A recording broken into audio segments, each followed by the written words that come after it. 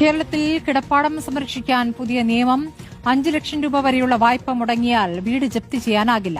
വാർഷിക വരുമാനം 3 ലക്ഷത്തിൽ താഴെയുള്ളവർക്കാണ് ഈ ആനുകൂല്യം.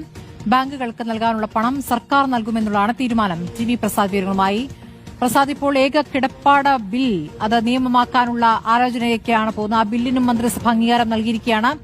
സർക്കാരിന്റെ അവസാന വർഷത്തെ ജനപ്രിയ തീരുമാനങ്ങളിൽ അടുത്തതായി കേൾക്കുന്ന പുതിയ നിയമമാണ്. എന്താണ് ഈ ബില്ലിൽ വ്യവസ്ഥ ചെയ്യുന്നത്? ഉറപ്പായും സ്മൃതി, തദ്ദേശ നിയമസഭാ തെരഞ്ഞെടുപ്പ് അടുക്കാനിരിക്കെ വന്യജീവി സംരക്ഷണ നിയമത്തിലെ ഭേദഗതികളെ പോലെ തന്നെ മനുഷ്യരെ സ്വാധീനിക്കാൻ സാധ്യതയുള്ള ഒരു ബില്ലാണ് ഇന്നിപ്പോൾ മന്ത്രിസഭയുടെ അംഗീകാരം നേടിയിരിക്കുന്നത്.